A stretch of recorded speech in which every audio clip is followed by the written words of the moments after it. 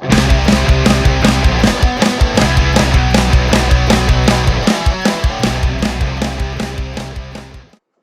right, hello and welcome to episode 20 of Dano Says So.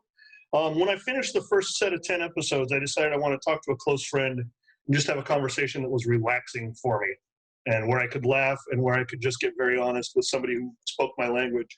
The first 10, I did that with Billy Rubin. Billy was immediately available to me. The second 10, I'm doing it with Gavin Oglesby, who was an even more obvious choice, I think, in the minds of most people.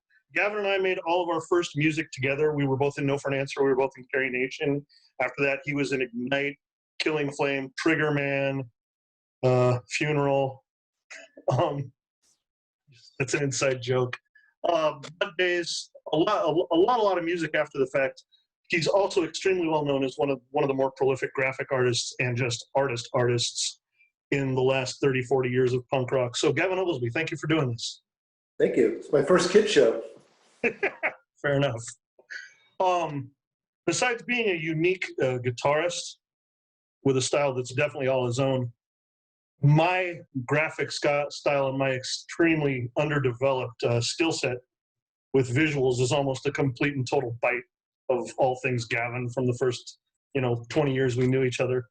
For you, I want to start things off with a chicken and the egg question. Did the music come first? Not making it, but just the interest in it. Did the music come first or did the art come first?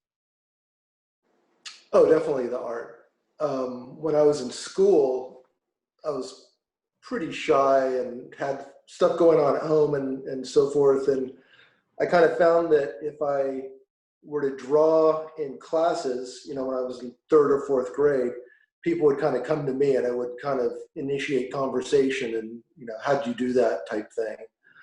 So it was definitely the art thing.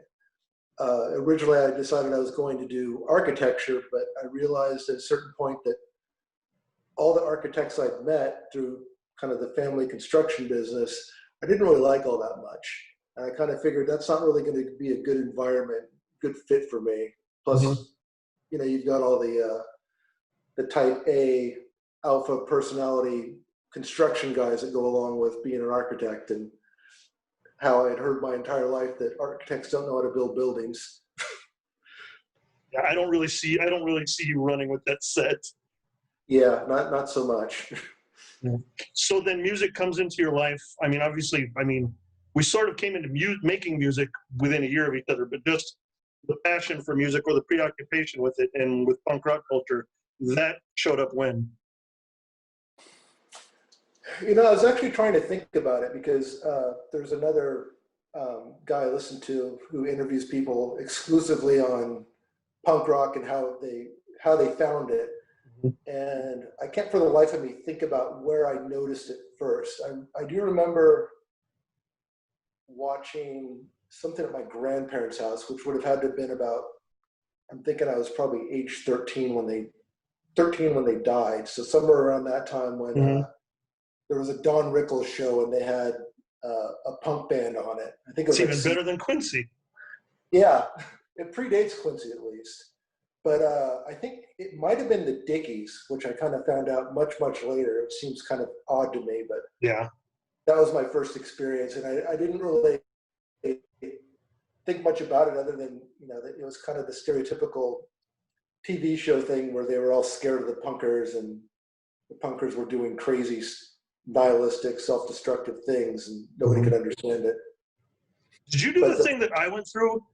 My first experience with actual punk rockers, in the same 100 square feet as me, they scared the hell out of me, but that drew me to it. It was like, ooh, they're scary. I want to be them. No, I remember having a conversation with my mother, like vividly remembering kind of trying to defend it before I had actually been in any way like connected myself with it. But I'd gotten the Decline record thinking that I think the punk people would be a lot more accepting because they were so ostracized and so uniformly outcast, it seemed to me, or so accepting of things that were different that I might feel like I was a better fit. Right. When I was in school, it wasn't necessarily that I was an outcast, but I didn't really feel like I was connected. And then when I went to junior high school, that all got a lot worse. So I got to the point where I didn't feel like I was accepted, and I just kind of thought, well, if they're not going to be accepting of me, fuck them. I'm going to reject them and kind of make it almost like rebrand the outcast ideal. What I remember before you and I even knew each other, and I had to sort of retroactively organize my thoughts and realize it was the same person, was that you've always been an image maker. I mean, you were one of the most visually striking punk rockers in Orange County. And people knew of you purely by physical reputation, not as some kind of a mauler or something that is just damn the coolest looking punk rocker around. The guy down by McDonald's and Sears, that's cool shit, But where I'm going with that is, did punk rock occur to you pretty early as a canvas for your talents, or a place where your already existing skills and passion for art could really find an easy nail to hang on? No, it never really occurred to me that I would be in any way part of it, because I was fascinated by it, and I've always been fascinated by subcultures and kind of outcasts, and like the people that got tattoos in the 30s, and Right. it's like the really kind of the people that just, how did they even find that stuff at the time? And so I was kind of considered myself more of a voyeur. And then there came a point where I had an opportunity. I met the MIA guys, and I had really liked them before they'd even moved to California. I just kind of stumbled on them through Rodney and the Rock or something like that, Mm-hmm. and was given the opportunity to do their record cover. And I had never really thought about it. I just kind of figured, well, I like to draw. It'd be fun to do, and at least I could be part of it on some small level. And it's not really something I'm proud of, but I love that I remember working on that record and finishing it just before my 16th birthday. So that Murder kind in of a Foreign Place was your first cover? Yeah. Damn. Hey, you're starting small. Yeah. Start with the Alternative Tentacles and MIA. Yeah. The art thing kind of just happened because I didn't really realize that people didn't have ideas. One thing that always struck me as odd about bands is a lot of bands will have absolutely no idea how they want to come across. Right. And I probably think too much about that, but it drives me crazy when I see a band that, they'll have this great record and it looks like there have been no effort put into the packaging or the sound of it or even like the pictures. And I mean, I know within punk rock especially, there were lots of people that were taking pictures and just kind of trying to imprint it some way in their mind. I think that's kind of what I was doing the first shows I went to, was just trying to not be noticed and get my ass kicked and not be noticed as an outsider or intruder, but also to kind of take note of what was going on and what was the, kind of what people were doing, how people were acting, just because it was such an alien thing to me. And I couldn't really imagine how somebody would embrace that, but at the same time, I was completely drawn to it. What's occurring to me while you're telling me all of this is that you had a big head start on me, because the person you're describing is not the person who hit my radar in 83, 84, or 84 or so. You were clearly not trying to be unobtrusive by then. You were as easy to spot as a Christmas tree in June. Well, at that point, I think I was just all in. Things were going sideways at home. Things were going sideways at school. I think I had my first girlfriend, so I was much more cognizant of image and kind of how you portray yourself. And actually, something I hadn't really thought about till right now is I had gone to a public school and wasn't really doing well. And we decided that I might do better at a private school, so my mother and I. So I went to a private school, and I found that people just completely didn't understand the punk rock thing. And I was sort of able to mold the perception of me just by how I carried myself. Like I suddenly wasn't the guy that people called Chaco when I was in third grade, and didn't really know how to deal with it. I was kind of like this mysterious, punker from the other side of town, like from across the tracks, even though I was Right. from a bad area, but it was a fairly affluent school. Mm-hmm. So that, I think at a certain point, that's when I really got into, I'm going to embrace the difference. And if you kind of redefine the rules of what you like and or how you want to be accepted, those rules are a lot easier to attain, or those goals are a lot easier to attain. So I kind of decided that I wanted to be this thing. I wanted to be artistic, but kind of have an edge to me. No pun intended, but I just kind of like bought into the whole, I guess, artistic lifestyle, and that seemed to fit nicely within it. Okay. You and I, though we met through John Bruce, but you and I, Casey Jones, John Mastropolo, and a handful of other names that won't be as familiar to other people, there's no getting around it. We all met in the immediate orbit of Uniform Choice. Yeah. And you want to kind of describe the role that they played in Orange County at the time for the Unanointed? Well, when Uniform Choice popped up, to me at least, I was in high school, and I went to Corona Del Mar High School, which is where the original Uniform Choice began. And my only knowledge of them prior to seeing them was in the weight room at Corona Del Mar. Somebody had written Uniform Choice in chalk on the brick wall. And just for whatever reason, it just stayed there. I'm thinking it probably had to have been Pat Dyson. And who's going to take it down if it was Pat Dyson? Yeah, exactly. Yeah, I think is that a problem, the light going off? No, we're good. Okay. It's a punk rock show, goddammit. Yeah. Break something. My original idea is I thought it'd be cool to do it from a closet with just a light bulb hanging that would kind of swing like I was being held captive. Mm-hmm. But I decided I'll save those for the association meetings at my house. Anyway, that was the first time I had heard of Uniform Choice. And then they just kind of popped up on some bill. I think they were playing at the Concert Factory. And I had never seen them before, but I kept seeing all these big, like, tough, sort of not punk rock looking guys, and the Dubar's family and all that, and every one of them was wearing a Uniform Choice shirt. So it's kind of they came out of the gates for me, at least my immediate experience, is having this really, really strong, visible brand. They were merch conscious and merch driven before the term was common. Yeah. Yeah, and my perception of the shirt, the first Straight and Alert shirts, is, it just probably because it's UC and there's UCI and UCLA, it looked very collegiate to me and very not punk rock. But then when they played, I was kind of blown away by how similar to Stalag 13 and Minor Threat they were. And there just weren't bands like that at the time, especially in Orange County and California in general. Because there was America's Hardcore, and they were mostly straight edge.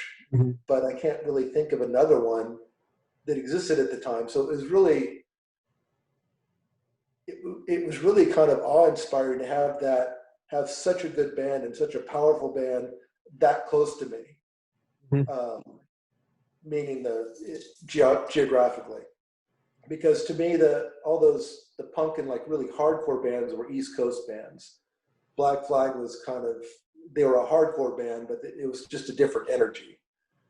It seemed like when Uniform Choice and the straight edge bands of that era got moving, there was almost like a rolling runaway train feel to it. Whereas Black Flag kind of had more of a, we're just going to keep hammering the nail. Yeah. What I remember is that Orange County got hit by Uniform Choice kind of like a grenade.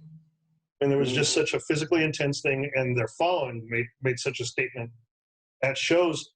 And when you're younger, I don't think the drill down is real necessary. It's more like alpha omega thinking, and this was a big pack of exciting, daring, fearless alpha types. And the people in their orbit became a lot of pretty well-known creative people and a lot of people who produced a lot on their own and arguably stayed more prolific than Uniform Choice themselves. But I mean, I'm grateful for their existence, if for nothing else, than the people they brought me in contact with. Yeah, it's interesting that their career was relatively short-lived, but that core group of, the us and the people that were going to those early shows in particular are all still kind of connected to some extent. Not, we don't see each other all the time, but Right. like when I was in bands with Joe Foster, one of the things that really appealed to me about that idea is we have a very similar, unique background and aesthetic and mindset when it comes to punk rock. And I thought that was something I should hold on to.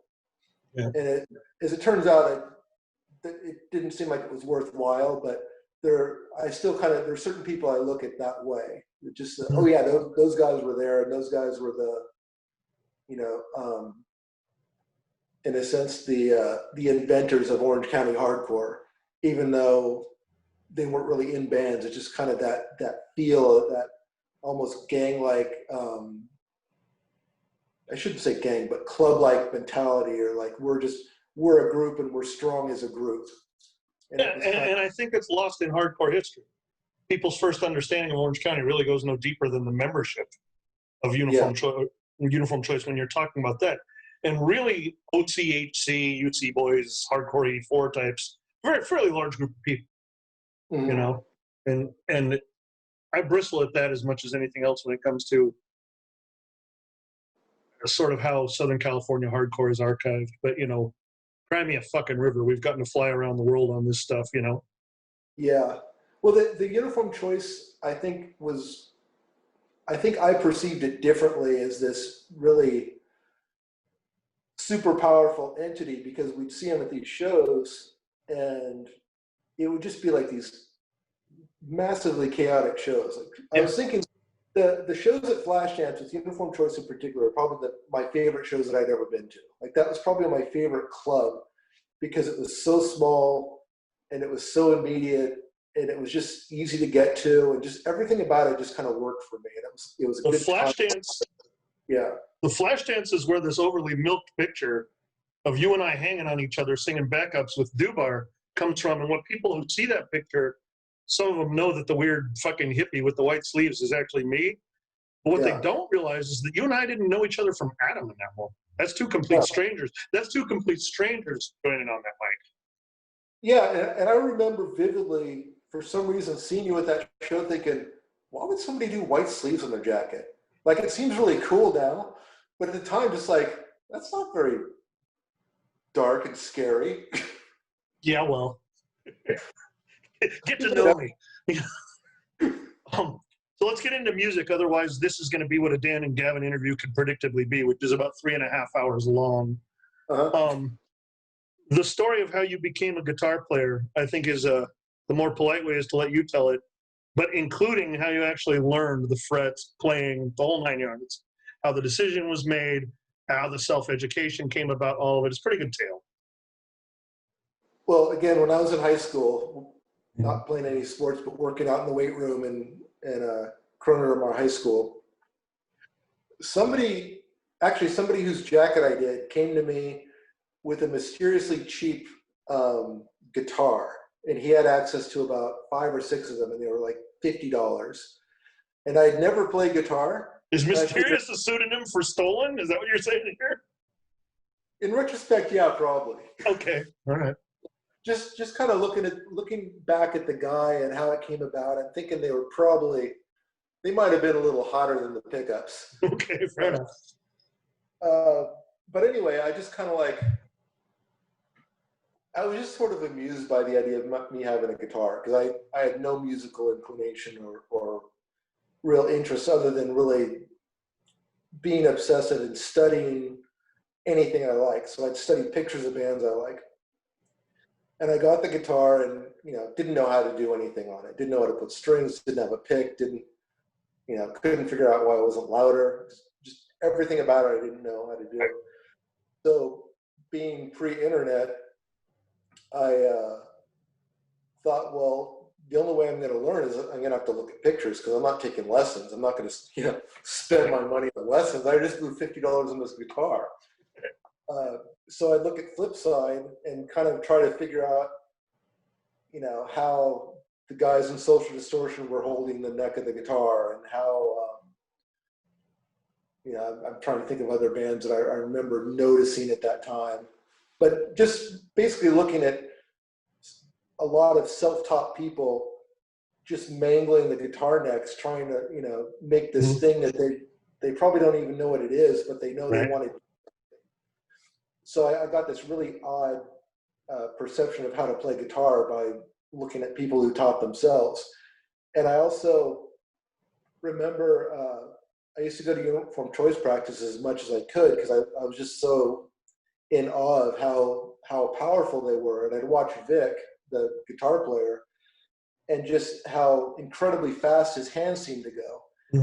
And not ever having played guitar or been around even guitar players, I didn't realize that he was doing alternating strokes. In my mind, he was just doing all down strokes. So that's what I tried to do, not by any, not because it sounded better, just because I misread how he was playing. And in retrospect, I'm really glad I did it, but it got to the point where if I wasn't doing downstrokes in certain songs, the song would just fall apart because if you're doing all downstrokes and it gets too fast, suddenly you're going up and down, and it's a completely different dynamic, and it's a lot harder for me to be tight at least. Well, I mean, and therein lies the Gavin Oglesby sound. Yeah. It's looking at pictures. Exactly. So the first thing we did together was Carry Nation, but not Carry Nation as people understand it. Yes. It was very much a Tonka truck version of Carry Nation with our friend John Bruce in his garage. How would you describe that? Hellish. I have. I didn't expect you to say that. I have fond memories of it. Well, no, it was. I have great memories of it, but just I have a tape of it somewhere, and it's painful. Like we had a drummer who was a really nice guy, but just not into the same punk rock we were. He was into the British stuff and the Damned and Stiff Little Fingers and so forth. So he just was not getting the hardcore aesthetic we wanted. And, I think we did the best we could, but my amp was no match for your unamplified voice. I remember the garage got egged at least once while we were practicing by the neighborhood kids, which set me up nicely for Trigger Man. Yeah, it was interesting, but that's where the 1985 comes from that people don't necessarily understand, on the record. We practiced probably 4 times. Yeah, probably. And it was not destined for survival, and 3 of the 4 of us went on other things that probably suited us better. Yeah. I mean, it was a great time, and I felt like it was a really good bonding exercise, and just personally, it was good for me to try to put myself out there in something that I wasn't really knowledgeable about. And I remember being sort of pained by it not working out, but I couldn't really see how it would work out at a certain point. So then I was trying to remember this when I was doing notes for you and I to talk today. The thing that's closer to the familiar version of Carry Nation, the one that we sort of resurrected in '89, but that did happen in the earlier '80s. Even the Dave Mello, Big Frank, Steve Larson, that's pre-No for an Answer too, or not? Or no? Is that during No for an Answer, or was that before No for an Answer? No, that's before No for an Answer. God, we really pulled a rabbit out of our hats getting those guys in the fucking room.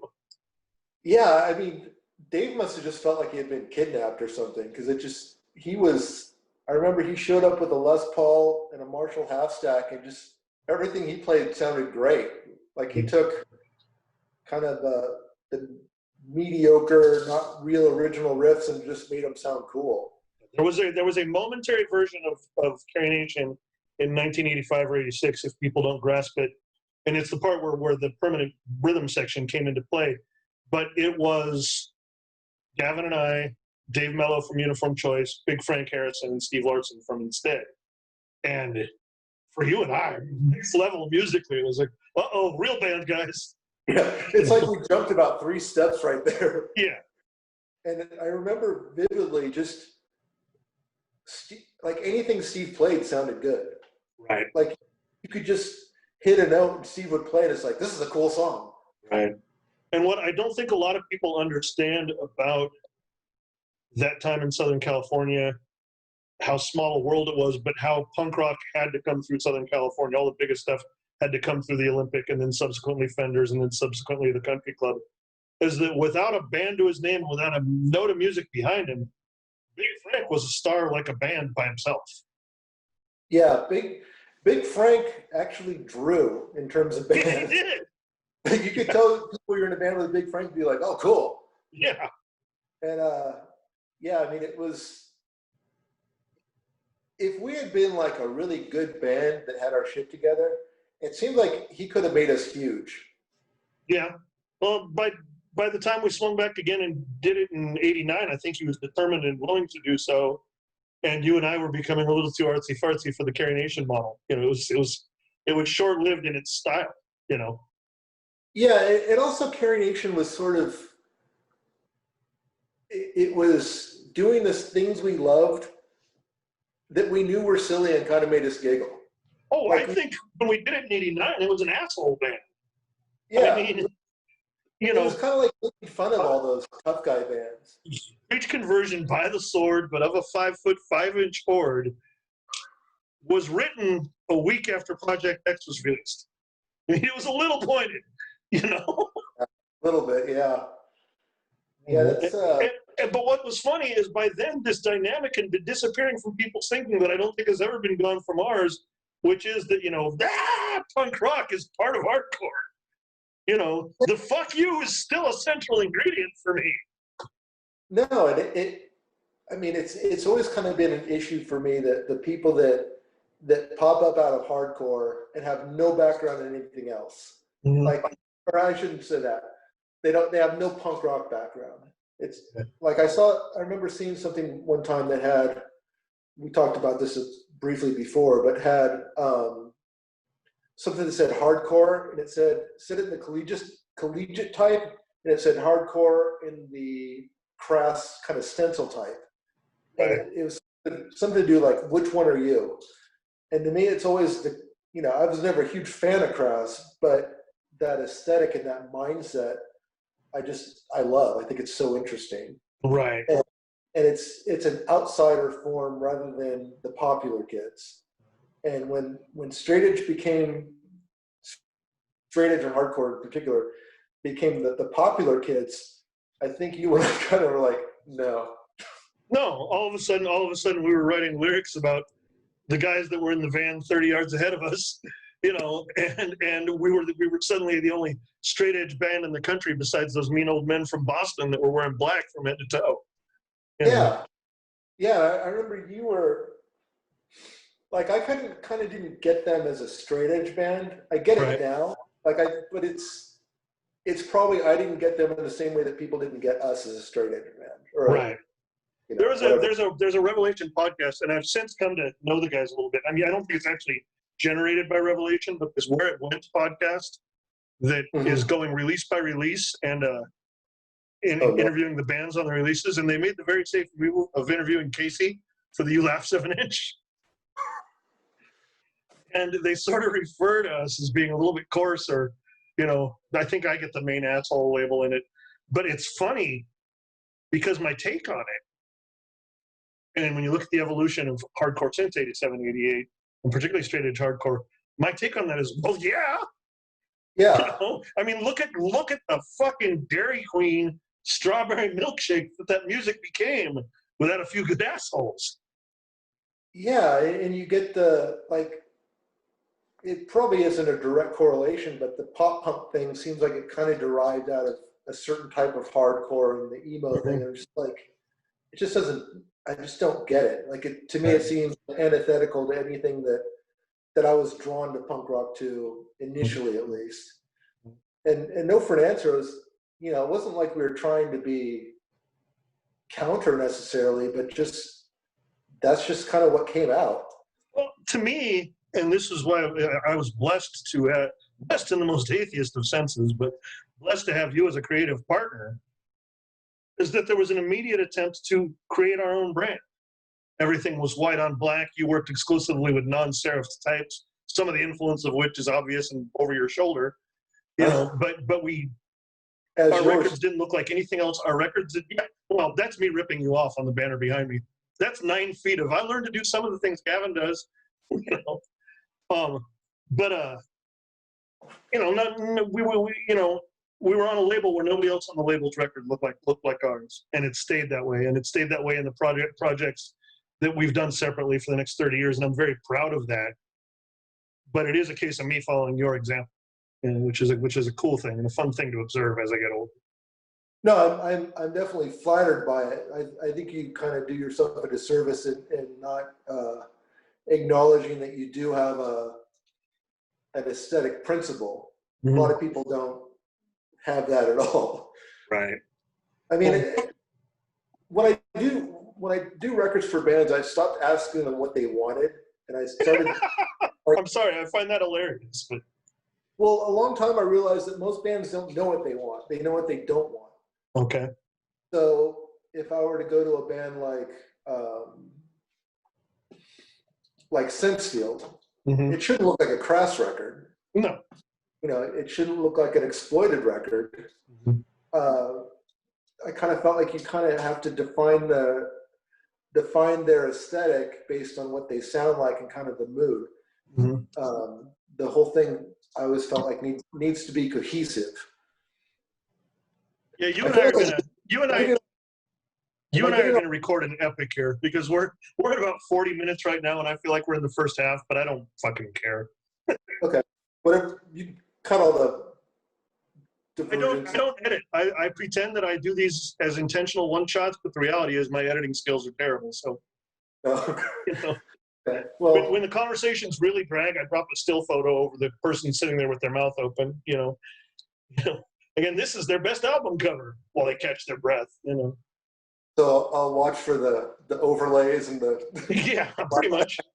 Sure. I lost them there. Went back to the gym or the weight room. I think realistically, neither one of us feels particularly compelled to talk too much about No for an Answer. I guess it would be unfair not to do it at all. But if somebody asks you to cap the maybe 2-3 years that the band was a band, it's not 3 years, man. It's 2. It's 87, 88, 89, huh? Yeah. But I mean, some combination of 2. If you were to just to tell the story or to try to encapsulate it in a few minutes, how would you describe it? I never thought about it. Like as far as a career, I always felt the way I would look at No for an Answer's career is always like the big steel doors at the back of the country club closing, and then you just jamming your fist in it and pushing through. Like that just kind of, like that. It felt like we always kind of were able to make the most out of what was made available to us, even though we might not have really earned it. I always felt like everybody sounded better. Everybody who was getting decent shows had better musicians in the band than you and I, because we were truly cave element, self-taught types. With the exception of your art.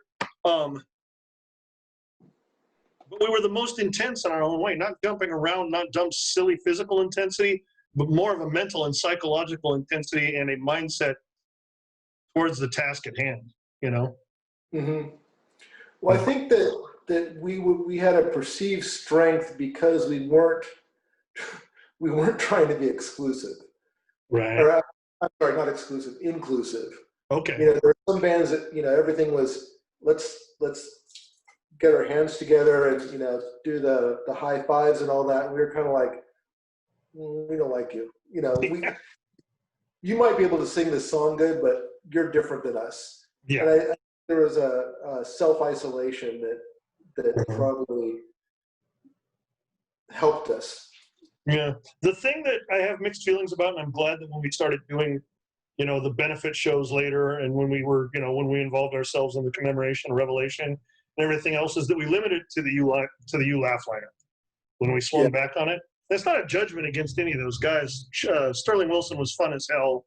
Bratton was quite a drummer, but I don't think most people know that over less than 3 years, No for an Answer was still you and I think either 7 or 9 other people.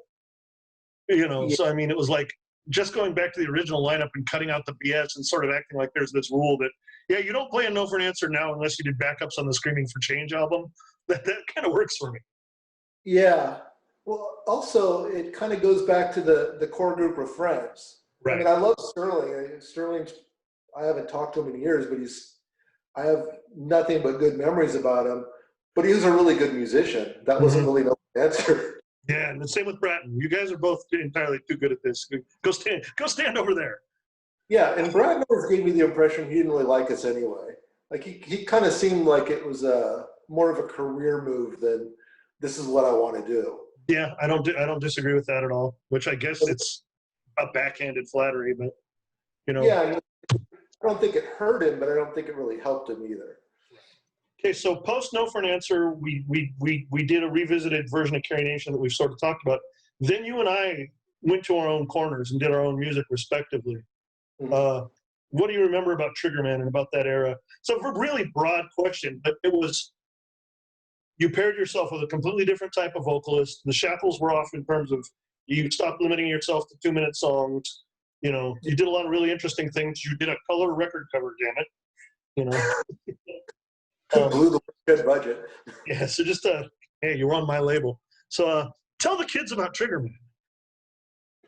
Well, after No for an Answer and Carrie Nation, I kind of figured I wasn't going to do a band because just in terms of personalities, it seemed like I wasn't going to get anybody that I identified with the same way that you and I had. I mean, we had a lot of similar experiences at that point and seemed to have a similar idea of what the direction should be and where we should go and how we should go about it and all that. And I just didn't really have a lot of other people that I had a lot of faith in kind of starting from scratch again. And also it was a time where I might be wrong on the dates, but it seems like bands like Helmet and kind of the more metal type bands like Rest in Pieces and all that were becoming, not Rest in Pieces is a good example of becoming bigger, but there was kind of more of the tough guy thing. No, you're right, and I'm suddenly realizing it's occurring to me that played a role in why we both went the opposite direction. Yeah. Yeah, I mean, just natural contrarians, I guess. Yeah. But I always liked the bands that seemed unaware of how scary they were. Right. Like Black Flag was just scary. The Stains were just scary because you seemed like what are these guys doing when we're not around? When they're not on stage. Just way too much broken glass and unidentified powders in these people's lives. Yeah, a lot of stabbing and like syringes and drinking and just stuff that, I mean, I would always been interested in countercultures and outsiders, but it just was kind of a completely different level. And then when all the bands got it like into the tough guy sound, it seemed kind of silly to me because a lot of these people that I had interactions with and been in their presence weren't really intimidating people. It seemed like it was something they were trying to put on. Agreed. And trying to accentuate an element of themselves rather than just happening to be that way. That's I love the like the Antidote record, that first slow part. I think you called that to my attention. That there's a whole world of music that comes out of 1 or 2 or 3 songs off of 2 or 3 7-inches. And hardcore has created a rut out of it for the subsequent 30 years. But yeah, they were amazing pieces of work. Something must be done by Antidote. Whether anybody wants to acknowledge it, it birthed an era for better or for worse. A rather Yeah. long era. I mean, I have really fond memories of kind of when I moved to Irvine. Just for some reason, I remember having been to Irvine, and I had started college, and you and I were doing things kind of with the smaller group of friends, and it just felt like, wow, this is kind of a new world that's opening up to me. And I remember through you, I had heard Antidote. I'd never heard it before, Mm-hmm. and you kind of reminded me how much I liked the Negative Approach 7-inch, which I had gotten and just kind of forgot about because it seemed so primitive. But you know, to me, both those records were scary. The later straight edge tough guy bands and hardcore bands that came after just didn't really come off the same way. Maybe No, it came off like a portrayal. I agree. Yeah. It seemed like almost in the same way that I felt like I had redefined myself when I went to a private school. It seemed like they came into this and said, okay, this is what we're going to be. Yeah. At the risk of sometimes letting this be too much a conversation and not an interview, I apologize. But what always occurred to me was has occurred to me in years following, you and I are both over 6 feet, and we haven't spent a day in our lives since 15 under 200 pounds, right? Yeah. Well, there couldn't have been anything more rebellious in 1989 and 1990 than for you to pair up with someone like John Mai with this much higher register in his voice and write the most melodic stuff you've ever written, and for me to go and ring the No France or Carrie Nation bell to get the crowd there and then hit them with those homophobic. Yeah. And the thing is there will be people who look at that music and realize there was a lot of melody going on, but that was all coming from very beautiful small men in Irvine. It wasn't coming from the apes. For us, that was a bold and contrarian move. Farside, frankly, is just a different bloodline. It's fantastic. It's incredible music. Same with Reason to Believe, but it's not coming from the same pool of life experience. Yeah, and I think that even Reason to Believe those guys are definitely hardcore guys. They've been around for a long time, but they were also musicians. Yeah. We didn't really have that going for us. You've always you knew them better than I did. John had me announce them, go on stage and announce them at the final Reason to Believe show, and I was able to think of 20 people who were in a better position to do that because they so much better understood the band and were so much closer to what they were doing. You being chief amongst them, but look at how that worked out. You're a primary when it comes to the art of sense field. Yeah, it's funny because you doing that, it seems odd that, well, I guess Sterling was in the band. Yeah. But yeah, it did seem like an odd choice to have you do it. You get the meanest, most obnoxious piece of shit we know to get up there and say goodbye to the, sweetest, most talented band in town. Yeah, a pretty much beloved band who wasn't always the most liked by us. Yeah. It wasn't all roses and daisies. Yeah. Let's get into artwork because you've done so much music, and I think it can fall in and out of the conversation naturally. But around that time, you started to do a lot more than just our records. Sensefield is a good segue into it. But for people who don't know, you've done Pennywise covers. What's some of your favorite punk rock art that you've done that actually made it out there? I know some of your favorite stuff probably died on the vine because you have a more pronounced artistic eye. But stuff that people might have seen, what are your favorites? I love the Sensefield record because they were so agreeable and so willing to do something that wasn't the cliche. They weren't trying to do something that was overly sentimental, even though it definitely had that component to it. Mm-hmm. And it wasn't moody. And when I think I was at Art Center at the time, and everything we were doing at Art Center, the whole mentality was everything was really dark and really moody and brooding and all that. It was kind of nice to get something that was completely different than that. It was a style that I had been playing around with, and I felt like after that I can't really keep doing it because it's just going to be seen as the Sensefield artwork, because I felt like it was so perfectly matched to that project. It was very specific. Yeah, I think I love that people like that record. Or I mean, I shouldn't say that. I like that people like the artwork and love the record, and it seems to have a real emotional impact to a lot of people. I wish the second one it didn't really come out the way it was intended, but it's just kind of part of doing artwork or music. Sometimes you just have to make changes, or changes are made for you that you don't really appreciate. But that's definitely probably my favorite. Any others? Because otherwise I can pick your brain about artistic psychology for an hour, which I would like to do. Yeah. I like the Head First record, or I'm sorry, not Head First, Downer. Okay. But that wasn't really widely released, and I think it didn't really print very well.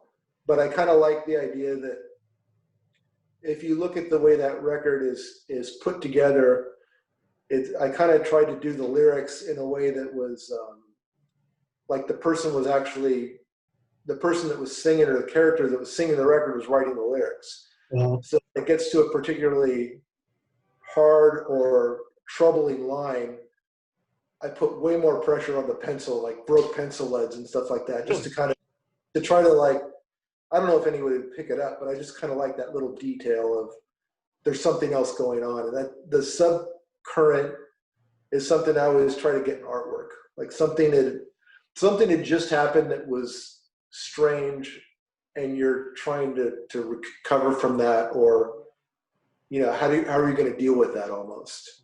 An early piece that was really powerful, you know, despite what on the face of it would be kind of a spoon-feeding name for the band and everything else, but even now, the look and the impact of the Hard Stance 7-inch, the Face Reality cover, is a rarity in this music. It's a pretty high art piece in a pretty rudimentary part of the music scene. Yeah, I kind of forgot about that one. But that was, to me, the juxtaposition is interesting. Mm-hmm. Hard Stance were really good musicians. They were really tight. They always pretty much blew us off the stage in terms of energy and just focus and preparedness and all that. But if you did, especially with a name like Hard Stance, if you did something that was, you know, all tough guy and trying to be flag waving,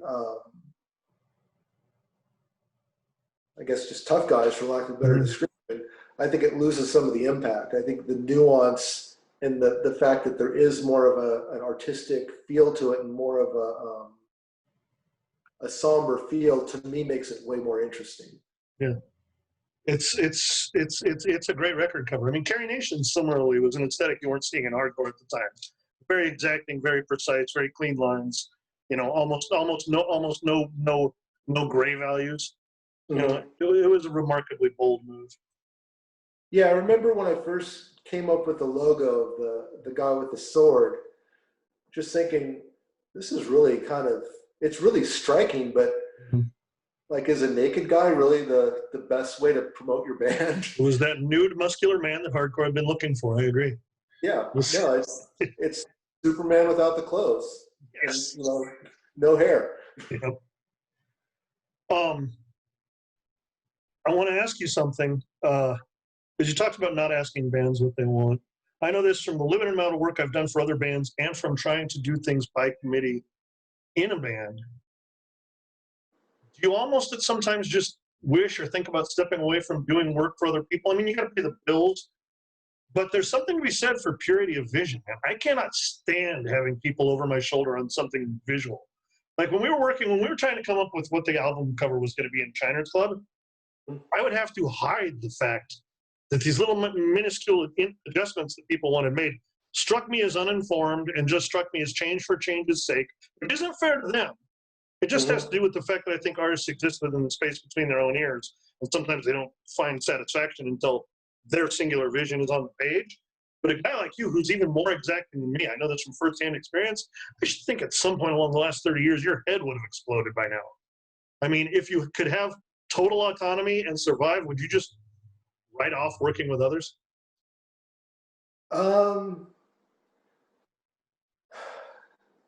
It's kind of it's kind of an odd question right now because I've been recording and there's been a lot of compromises and things that kind of didn't go the way I wanted them to. And the way that I had written the record, we're doing a Triggerman record. Yeah. And right now I think you're discussing music, not art, right? But I understand how psychologically it can be the same thing. Yeah, actually it kind of, I'll circle back a little bit, but that's I realize that I'm pretty good at accepting criticism and direction and guidance on artwork because it's professionally what I've been doing for a long time now. And I realize that's part of it. And I've again, kind of going back to redefining the rules. Whenever I work for somebody, I kind of think in terms of this is only going to be successful if we both like it and it goes out there and, it has its own life. Yeah. If I only like it and the band doesn't like it, it's not going to work. If the band likes it and I hate it, it's like, well, it's disappointing, but that's just kind of the way it goes. I still satisfied the job if they like it. What I generally try to do in those instances is I try to do a version that I like myself and just keep that as my own maybe portfolio piece. And the other thing kind of goes out there in the world and whatever happens, happens. That's a perspective you've grown into because when we were younger, it was very easy to sense your annoyance during any time when creativity required some sort of effort by committee. And it's only now as I get older and I try to learn to do more than one thing, which is scream out of key, that I grasp it, And it's one of the reasons I couldn't be a journalist. As much passion and admiration as I have for it, every editor I've ever met is somebody I'd like to see dead now. Yeah.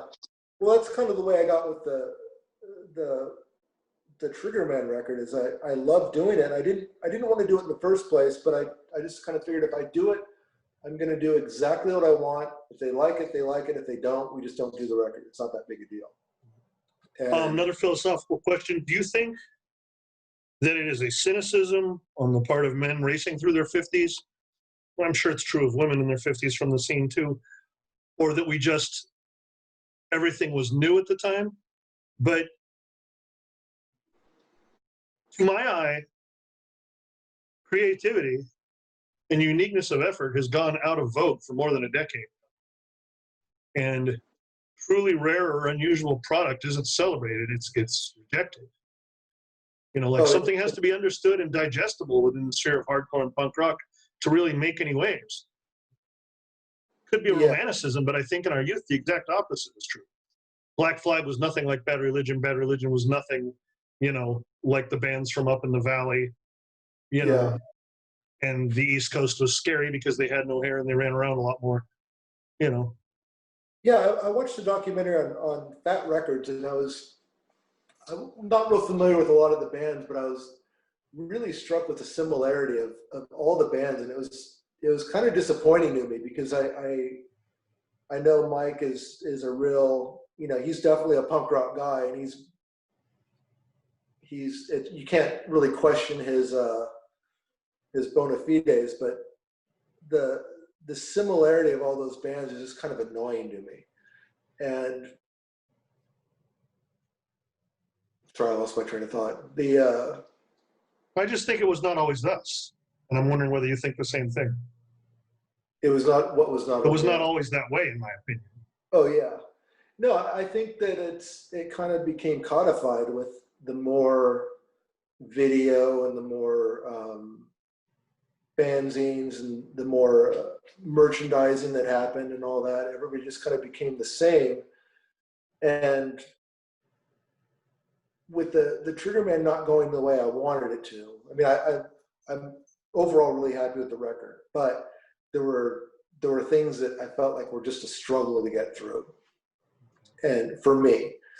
And since then, I just started writing like crazy just for myself, and it was almost like it started as experiments to try to play around with production stuff and recording at home, and then I kind of realized I keep listening to this stuff. Like I like it. I'm doing it strictly for myself. I kind of like the idea that nobody's heard it because nobody's ruined what it is to me. Like I like these things as they are, and I listen to it. And I'm like, oh, that's that's cool. I've never heard that before, but I don't know if it would be something that anybody else would like. But I also, I have the luxury of not having to worry about supporting myself with it. The last band that I finished an LP in, which is, I believe, still a band. It's hard to know if music is still a thing and live music is still a thing. Yeah. The last LP that I, compiled and completed with a band, I wouldn't be surprised if for 6 months to a year I listened to anything but that record. Mm-hmm. And it's because it's an agenda-free piece of work, and because it's written completely on its own terms. It wasn't concerned with classification. It wasn't concerned with acceptance. It's a band that plays in tiny ass rooms to tiny ass crowds, and leaves it all out there. And maybe it's just that I've aged out on the adulation thing, or on the promote a band ladder. It's incredibly satisfying. Just in its The adulation is nice, but the best shows I've ever played, I always left those shows driving home thinking, well, that's over. Like just kind of, there's always like this weird feeling of loneliness after playing a show. Like you have this thing where all these people are together and sharing the same experience, and then you leave and it's just gone. Like you have the memory, but there's always kind of been like an emptiness to me after shows. And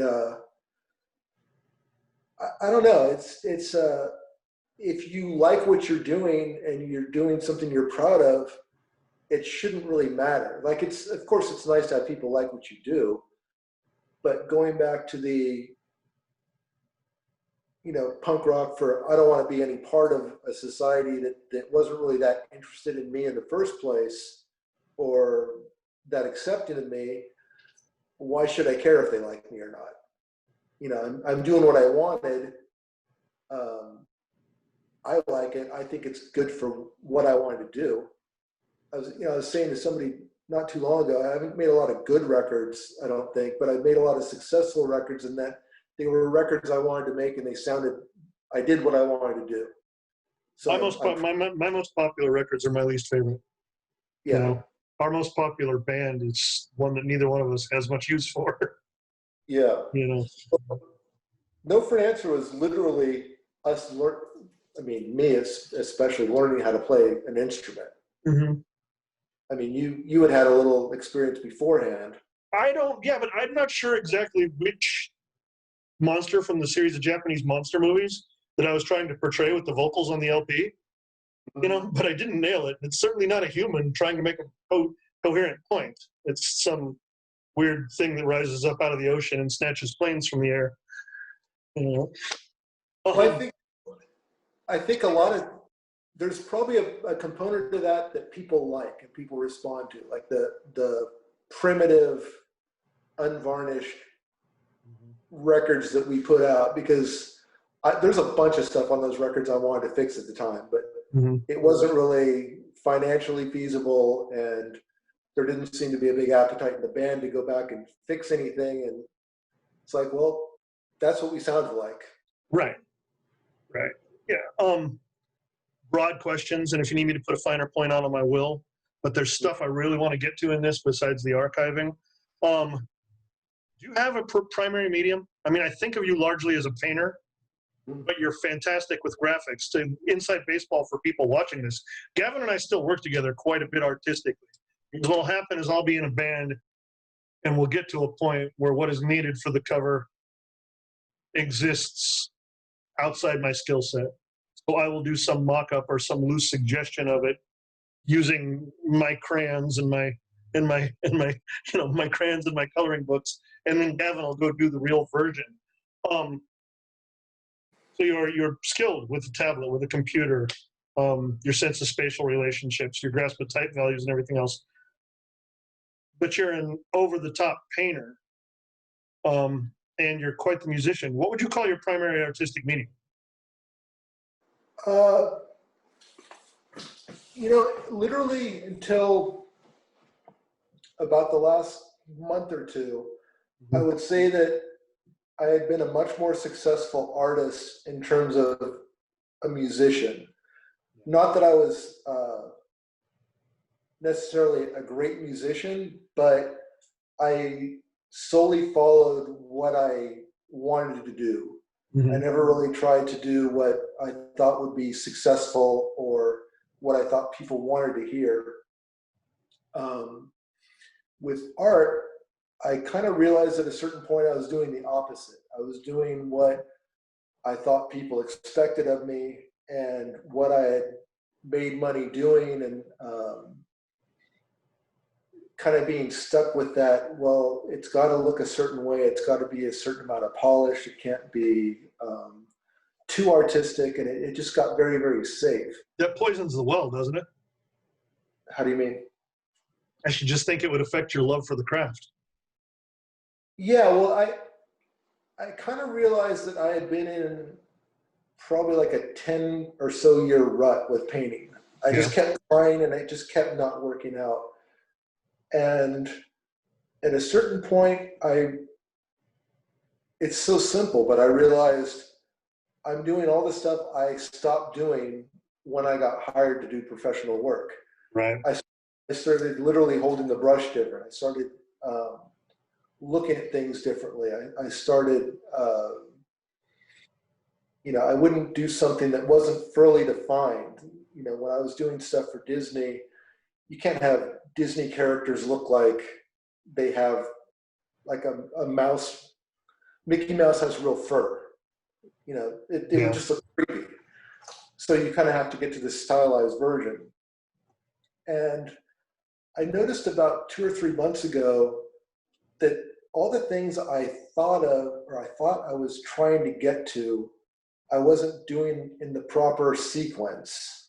I was doing paintings in a way that was inconsistent with how I wanted the paintings to look. Okay. Which seems really, really basic and really obvious, but when I started thinking about it, all the things I embraced when I started doing computer work, meaning a lot of texture, a lot of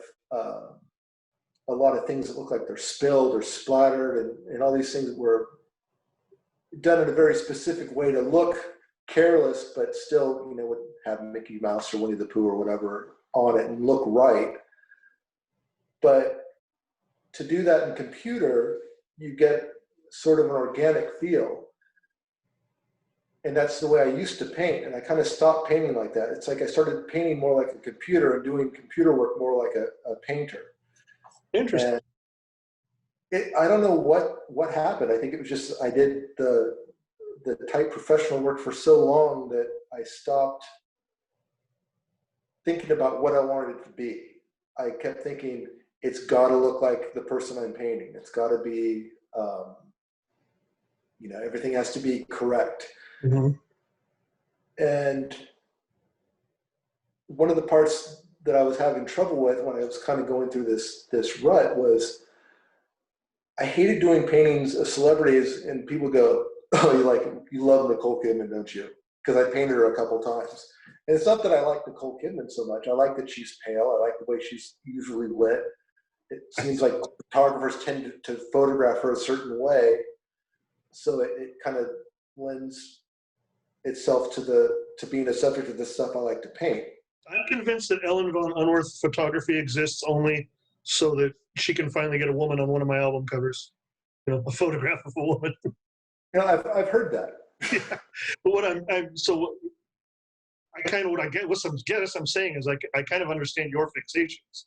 There, you fall in love with certain values or ways somebody is often presented, and you want to do your take on it, or you want to work with it. If that makes any sense. Yeah, well, in a lot of ways, it's sort of like the way you start a band. You start a band, I think it's next to impossible to start a band and try to do something that's uniquely your own without trying to emulate something that you've been influenced by on some level. I think it's just human nature where you just that's the starting point. I want to do something really obvious here, but I think it will make people scratch their heads. Mm-hmm. To people who know you, who are friends with you in Orange County, or sort of understand the planet Gavin, this won't be a shock. But to I think most people watching this, they'll be shocked to know that's a painting behind you, not a print, not a litho, not some, unique find in the Minor Threat archives. Yeah, it's actually John Bruce's jacket. John Bruce is huge. I was like, that's not on John Bruce's jacket, you fucker. You got me. But so why do you end up doing that? Has to have been massively time consuming, but I'm betting it was incredibly satisfying. So tell me about doing that specific piece. Okay. It's something I've wanted for a long time. I thought of buying a print of that image for forever. Like I always thought when I was a kid almost, if I ever have the money, not when I was a kid, but when I sort of a young adult, if I ever had the money, I'd want to get a good print of that. And I wanted it to be big and bold. And I talked to the photographer, and she didn't really? get back. Who shot it? It'll come to me. It's not one of the names you would think of, like one of the DC photographers. Well, leave it to me to get you in trouble by asking you on camera. Yeah, I'm trying to. Don't get snagged on it. If I remember it, if I find out, I'll type it on the screen. So Susie Horgan, I think. Okay. Or Horgan. So you chased down the source. So you chased down the photographer. Yeah, I went through Discord, and I guess Ian talked to her, and it kind of made me feel good that Ian had a question on my behalf. And I asked her how much it would cost to get a good sized print. It turned out she kind of took a while to get back to me, and it was real expensive and wasn't as big as I wanted, so I decided to do my own. And I did that image because it was one of those records where I ordered it strictly on the look of the record from a Discord ad, and it just turned out to be, like, to me, that's the perfect hardcore record. Like it wasn't as good before that or after it. Like, it's just, to me, start to finish, that's the Minor Threat record that I most connect with, and it was my first exposure to them. But yeah, doing the image of it, I kind of realized that I had never seen a good reproduction of it. You did it on a jacket that had a seam directly down the middle of Alex's head. Yeah, it drove me crazy. Like one of my best friends was like, "Oh, really? There's a seam there. You can't do that." But I think 5 years later, you'd have told him, "Fuck no." Yeah, I think I needed the money at the time. I was really desperate, but I just wanted something to be striking, and I don't have any kind of punk rock stuff up at my house other than this, really, or in the studio.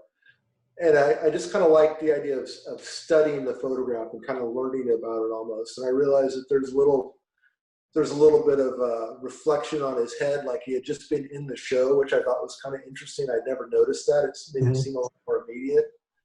And then I think that's a little razor right there. Okay. So I'm wondering if they were shaving heads at the show, because I heard they did that in DC sometimes. There's like cigarettes, and there's a pen. I think there's a matchbook there too. And then a pillow back up there. It has far greater depth than people pick up when they're holding the actual record. Well, the thing is, it's never prints right. I've seen prints on the internet of the actual photo where you can see a lot more detail, but when it's printed cheaply on the initial 7 inches, they lost a lot of detail in the blacks and all that. So I made a point to look at a bunch of different photographs and kind of pick out all the images or all the components I wanted, like the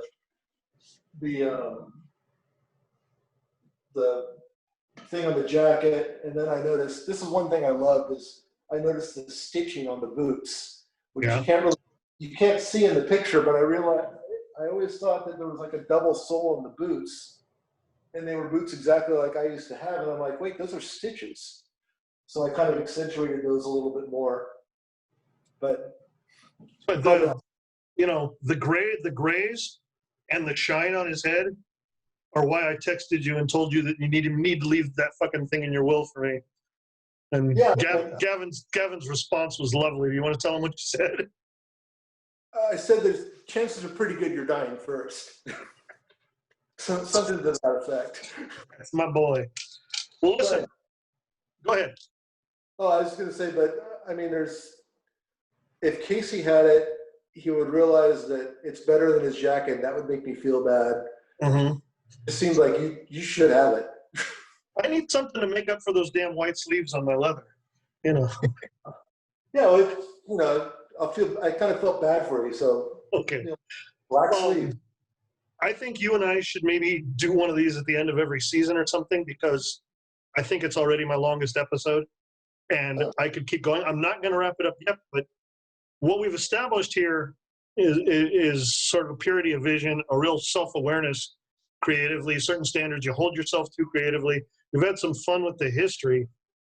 I would never in a million years have pictured either one of us as married, let alone parents. And now I'm divorced and raising a black cat who's got a bigger belly than I do.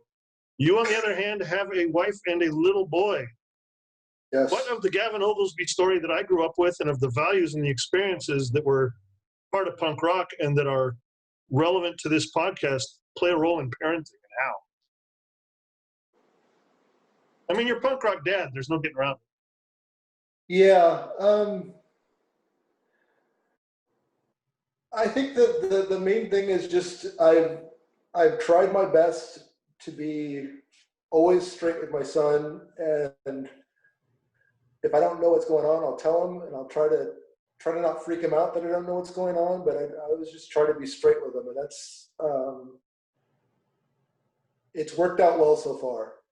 You know, we've been really lucky that we have a good a good person. Yeah. Which is all I really wanted to do. He doesn't always do the best in school.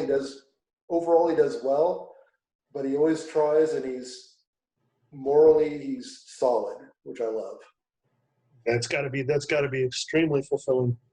Well, listen, yeah. I had to talk you into doing this, and I hope you're glad you did it. No, yeah, it was very easy.